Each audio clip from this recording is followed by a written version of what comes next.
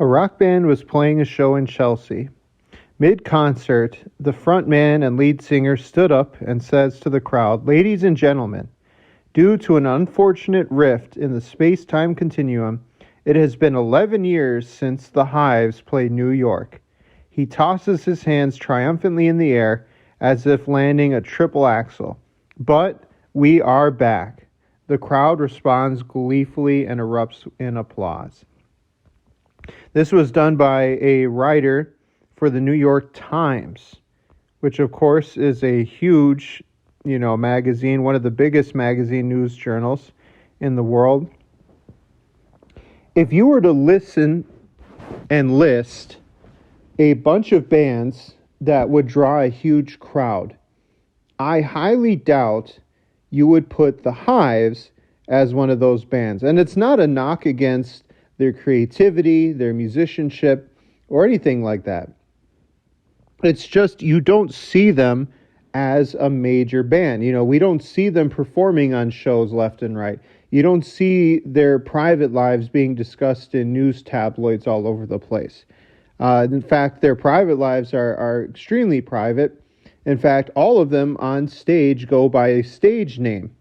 So why are the Hives so huge, especially when it comes to their live shows? Well, that's what we're going to discuss in today's video, because critics hail them as one of the best live rock bands of the last 20 to 30 years. And so really to get to it, we have to rewind to the beginning. Now, the Hives were formed all the way back in 1993. And it's funny because they're Swedish. They come from Sweden. And when they were coming up for names for the band, the drummer was the first one who recommended the name Hives because he had read it as the skin disease, the actual skin disease. But the band didn't really understand at first, and it was even called Hive initially, and then they said that they should add the S to the name because every band has kind of like plurals for names, so then they added the Hives after that. So they released a few small singles, but their biggest, I think, breakthrough, which eventually even signed them to a label, was in 1998, where they released their EP, aka IDIOT.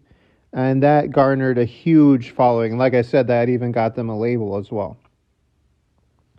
So in 2000, they released a second studio album, Vini Vidi Vicious.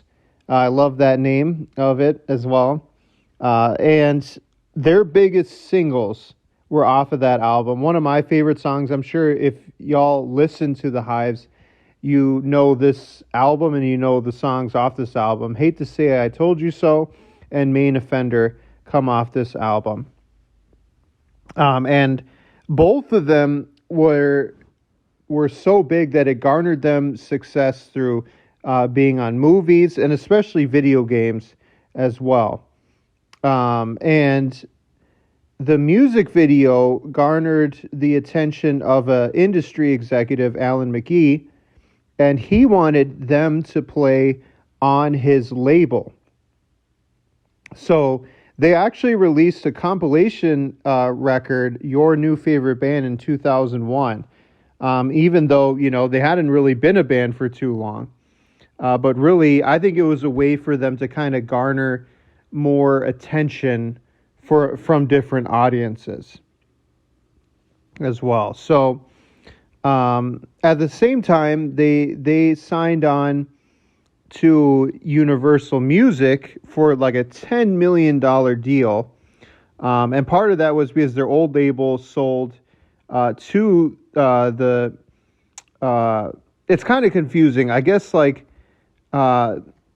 Epitaph, which was their initial record label, sold the rights of the Hives music to the United States to Warner Brothers Record.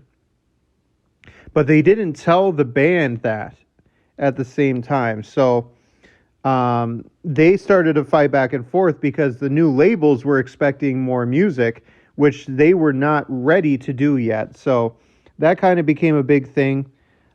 Extensive touring kind of happened afterwards because that led to 2003's album Tyrannosaurus Hives, which had the single Two Timing Touch and Broken Bones, an amazing song. A few more of their songs, including No Pun Intended, got on video games as well. And they're starting to gain momentum. You know, it's kind of like they found their niche at this point. They would fall into that habit of, you know, releasing albums, going on tours. And tours was where really was their bread and butter. You know, because they were opening up for massive bands like Maroon 5, Paramore at the time. And so they knew in an interview, Howlin' Pete, or Howlin' Pele, I'm sorry, mispronounced the name there. Howlin' Pele said that, you know, they would perform in front of people and they would not know who they were as a band, but they almost didn't care. You know, it's like they wanted the audience to get involved anyway. So after their album in 2003 to 2006, they released the Black and White album in 2007, which probably brought their second biggest hit to date, and that was Tick Tick Boom, and that was the first single off that album as well. And that got them everywhere. Tick Tick Boom was, you know, used for movie promotions, was included in movie soundtracks, video games picked it up as well.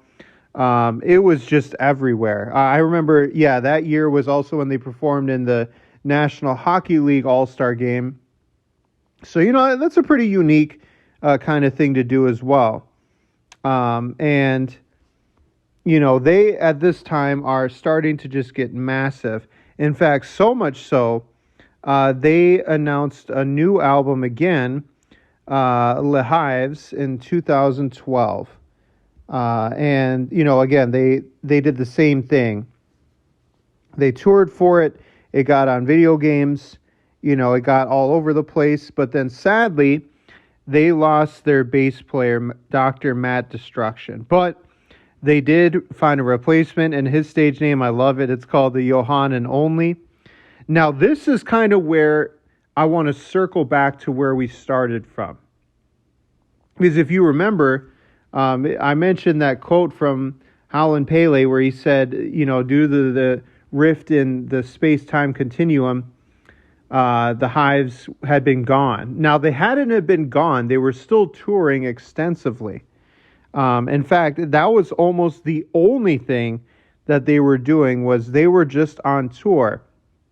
And they went 10 years without releasing any new material. Or I should say, they might have released about 2 singles, but it was spaced out very far, you know, in between. So basically, 10 years passes by without them releasing any new music. You know, they just tour constantly, and people love them. You know, they're just going everywhere in the world, especially Europe, though, really loves them. But they would go anywhere. You know, North America, South America, Australia, you know, and they just got such a warm reception due to their stage performance. They were just getting new fans constantly for opening up for bands who didn't know who they were, and people just loved their energy and became Hives fans. Now, their story completes because in 2023, they said that they had new music, and not only that, they had an entire new album. So in May of 2023, their 6th album, The Death of Randy Fitzsimmons, was announced, and that was released in August 11th, 2023.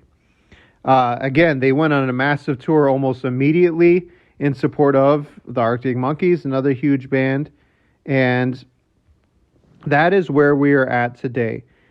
Please do yourselves a favor. If you have never seen the Hives perform live, please, I mean, if you can go see them live, do so. But if anything, just pull up a YouTube video, maybe right after this is over, and watch their performances. They are just absolutely electric on stage. And honestly, it doesn't even matter what year you watch them, when they were young, when they were older. It doesn't matter. Watch them anyway. That's all I have for you guys for this week. The Hives, such an amazing band, so electric, amazing stage presence. Check them out if you haven't listened to them. And I will see you all later on the Indie Grounds podcast.